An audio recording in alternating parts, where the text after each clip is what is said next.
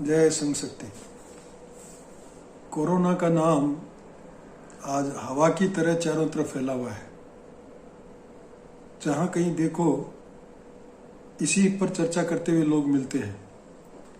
समाचार पत्रों में और टीवी चैनलों में इसको जिस ढंग से दिखाया जा रहा है उससे एक भय जैसा वातावरण लोगों में बनता जा रहा है। उनका तो काम यह है कि जो कमियां हैं उनको उजागर करें। फिर उसमें भी कई तरह के होते हैं, कोई चैनल किसी का पक्ष लेता है, कोई चैनल किसी का पक्ष लेता है।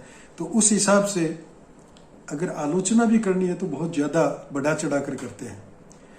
एक रोग है, महामारी है, पहले भी अनेकों महामारियां आई हैं, उनका धीरे धीरे निदान भी हुआ है, उनके लिए दवाइयां भी बनी हैं।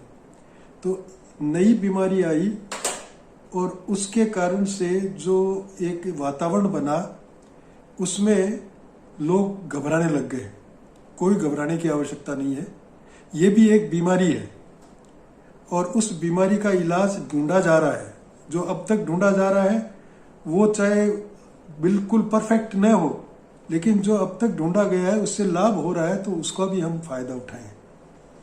तो दवा लेना करना इसके लिए कोई मना नहीं है, लेकिन बिना मतलब का भय पैदा करना ये गलत है। आप देखिए कि अब तक जितने राजस्थान की स्थिति ले लीजिए, लगभग 71% रिकवरी हो रही है, 27% अभी एक्टिव केसेस हैं और जिस मृत्यु के नाम से हम डरते हैं वो तो 0.69% ही है अभी तक। और ऐसा कौन सा रोग है जिसमें इतनी मृत्यु नहीं होती?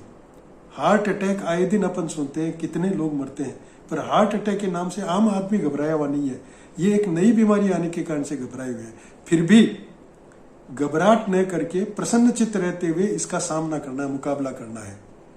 तो ऐसी कोई बात नहीं है कि हम मुकाबला कर नहीं सकते। खतरा केवल उनको रहता है जिनके पहले से ही कोई अधिक बीमारियां शरीर में हैं और खास तौर से फेफड़ों से संबंधित, लीवर से संबंधित ऐसी बीमारियां हैं। उन लोगों को थोड़ा ज्यादा सावधानी की आवश्यकता है।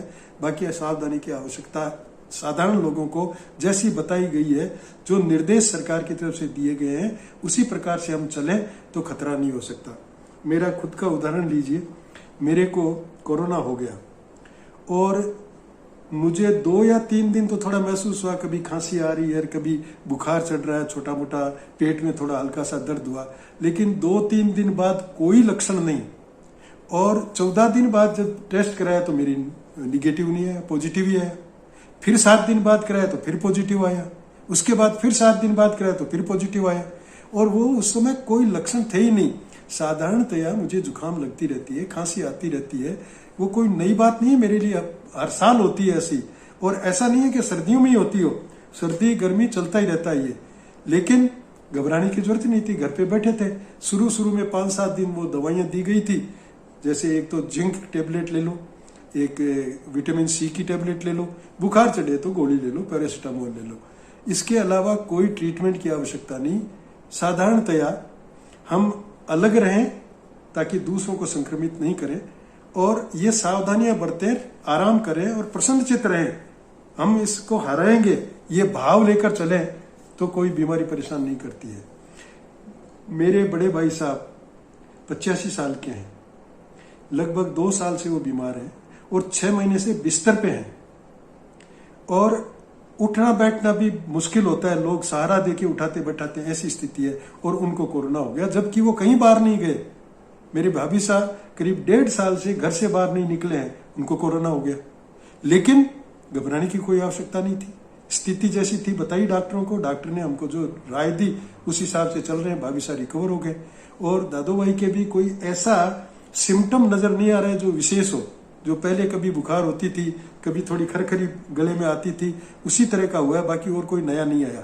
जबकि अगर घबराने लग जाए तो हमने भी शुरू में यही हुआ था कि भाई ये तो बीमार है, 6 महीने से बिस्तर से ही नहीं उठे हैं, इनके पता नहीं कैसा असर होगा, तो अगर कोशिश करें हॉस्पिटल में भर्ती हो जाए।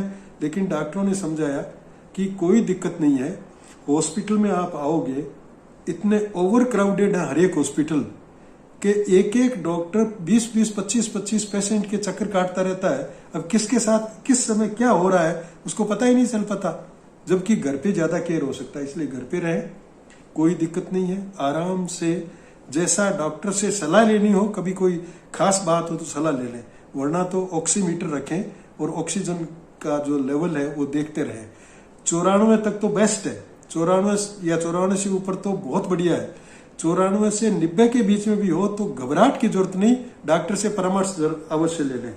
इसलिए घर पे रहकर हम आराम से इसका इलाज करवा सकते हैं, ऐसी कोई बात नहीं है। हाँ, जो विशेष रूप से जो अधिक बीमार हैं, पहले से जिनकी बीमारियां हैं और उनको अगर वो इफेक्ट करता है तो कुछ खतरनाक भी हो सकता है।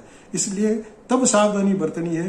ऑक्सीजन लेने के लिए लोग तरस रहे हैं, किस तरह से, क्या जरूरत है ऑक्सीजन की जब तक कि आपका ऑक्सीजन लेवल सही है, लेकिन फिर भी डर के मारे एक भय हो गया। इस भय को दूर करें, इस लड़ाई का भी मुकाबला करेंगे। आज तक जो बीमारी जो इलाज आया है उस इलाज से दूर करेंगे और उस इलाज में और अधिक अच्छा इलाज आएगा तो अच्छी बात है, भविष्य के लिए वो सबके काम आएगा। ये भी लोग बहुत इस तरह की बातें करते हैं कि ये जो वैक्सीन आई है ये भी कोई परमानेंट इलाज नहीं है। भाई नहीं होगा परमानेंट, लेकिन अगर आपको आज की तारीख में वो रिलीफ देती है तो वैक्सीन लगाओ, क्या दिक्कत है इसमें। सरकार लगा रही है, मुफ्त में लगा रही है, क्यों नहीं लगाते हो, वैक्सीन लगाओ और सावधानी बरतो, दूरियां रखना है, मास्क पहनना है। अब तो डॉक्टर यहां तक कहने लगे घर में किसी को बुलाओ ही मत, और बुलाते हो तो मास्क रखो, और बाहर निकलते हो तो एक मास्क नहीं 2 मास्क रखो, चाहे कपड़े के ही हो, लेकिन डबल मास्क लेके निकलो। ये सावधानी है। हाथ वाथ धोते रहो बराबर, बाहर जाओ आओ जाओ, और दूरियां रखो। कोई नजदीक किसी के ऐसी कोई जरूरत नहीं है। कोई सारे काम जो सामाजिक, धार्मिक, राजनीतिक सारे जो समारोह है वो सब मना किए हुए, मत करो, भीड़ इकट्ठी मत करो। अगर इस तरह से अपन चलते हैं तो कोई खतरे की बात नहीं है। बड़े आराम से इस महामारी का हम मुकाबला कर सकते हैं और इसको हरा सकते हैं और हम सुरक्षित रह सकते हैं। जय श्री सत्य।